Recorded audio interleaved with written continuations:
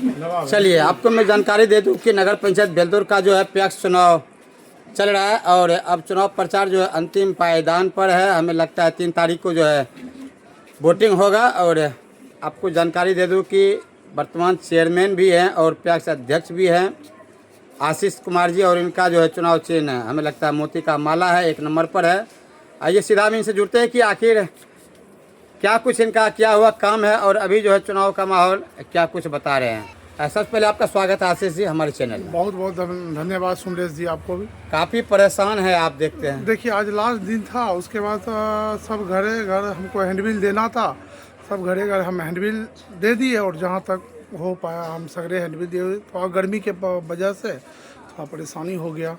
क्या चुनाव चिन्ह है आपका? मेरा चुनाव चिन्ह है मोती का माला, 1 नंबर में है। दिखाइए थोड़ा, क्या रिस्पॉन्स मिल रहा है जनता मालिक का? जनता मालिक का रिस्पॉन्स बहुत ही अच्छा है और हम जनता मालिक से ही आग्रह करना चाहेंगे कि 3 तारीख को सुबह बुधवार के रोज़ सुबह 7 बजे से ही मतदान चालू होगा।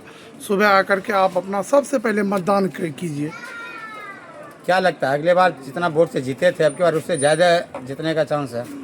देखिए उससे तो हमको लगता है अगले बार जितना जीते उससे हम अभी इस बार 3-4 मतलब बहुत ज़्यादा वोट से अति हो गए। अब वोटर भी जोड़े हैं बहुत नया वोटर जोड़े और बहुत सारा वोटर का नाम भी कट गया हुआ है। उसके बाद जो भी हम पे आरोप लगाया हुआ था सब निराधार है और हवा हवाई है। चुनावी मुद्दा चुनावी लेकर के हवा हवाई बात कर रहे हैं। अब आपके जो एक लगाया जा रहा है कि आप घोटाला किए हैं पैक्स अध्यक्ष देखिए रहते हुए 13 करोड़ का घोटाला, क्या है उस मामला? देखिए चुनावी साजिश है, वह एक निराधार मुद्दा है, कहीं कुछ नहीं है। हताशा जो होता है ना, वही हताशा के कारण वो परेशान हो गए और कुछ ना कुछ अनलीगल बहुत सारा बात बोलना आरोप लगा रहे हैं। हाँ वो देखिए चुनावी एक अति बना रहे हैं, ऐसा कहीं कुछ नहीं है।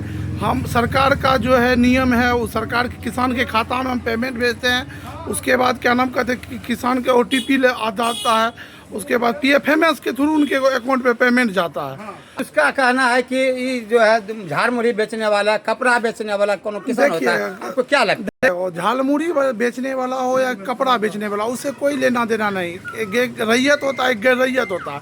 रैयत किसान 250 कुंटल तक बेच सकता है, जो गैर रैयत है जिसके पास जमीन उमीन कुछ नहीं है, मान के चलिए बटेदारी करता है, वह मान के चलिए वह सब 100 कुंटल तक बेच सकता है। और सरकार का नियम ही बहुत गलत है।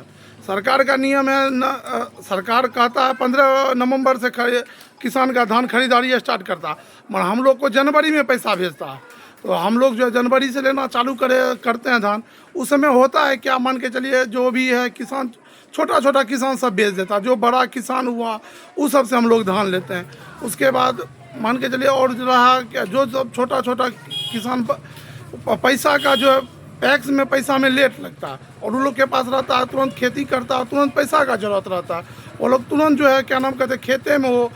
और टैक्स में जो कि रेट भी बहुत अच्छा है मगर देना नहीं चाह रहा है किसान का है, उसमें पैसा में लेट लगता है, उसमें प्रक्रिया बहुत है। उसको ऑनलाइन कीजिए, उसके बाद आपके मोबाइल पर OTP आएगा, प्रक्रिया। इसीलिए किसान छोटा किसान ही सब ओल-झोल प्रक्रिया में नहीं पढ़ना चाहता, वह जो है बेच देता है। और जो बड़ा किसान है जो जिसको मान के चलिए महीना 10 दिन पैसा के लिए रुकना पड़ता है, वह किसान रुकता है।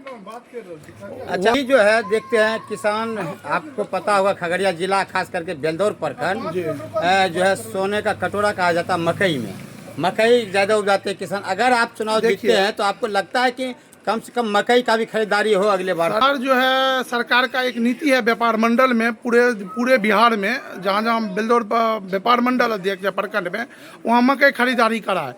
हम लोग को मकई खरीदारी के लिए आया हुआ है। 2465 का रेट है मकई का, पैक्स से नहीं है, वो है व्यापार मंडल से। प्रखंड में एक व्यापार मंडल हम अध्यक्ष हैं, व्यापार मंडल से 2465 रेट दिया हुआ, मगर सिर्फ वही अभी सिर्फ आया हुआ है, चिट्ठी आया हम लोग को मकई खरीदारी करना, न उसका आगे कुछ प्रक्रिया अभी तक कुछ हो पाया है। और सुनने में आया इथेनॉल वाले कंपनी से बातचीत हो रही है।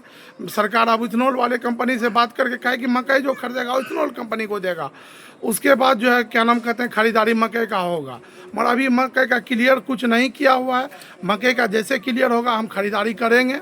चुनाव जीतने के बाद शुरू हो जाएगा। चुनाव जीतने के बाद नहीं, चुनाव तो मेरा कल परसों है। चुनाव देखिए पैक्स अलग हो गया, व्यापार मंडल अलग हो गया। वह मकई खरीदारी करेंगे तो व्यापार मंडल से करेंगे। हम पैक्स अध्यक्ष भी है और व्यापार मंडल अध्यक्ष भी है। वह प्रखंड स्तर पे हम मकई का खरीदारी करेंगे। और पैक्स में जो है पंचायत स्तर पे नहीं दिया हुआ, पैक्स में मकई खरीदारी नहीं है और व्यापार मंडल में मकई खरीदारी का सरकार का दिया हुआ। पैक्स में सिर्फ वही है धान खरीदना।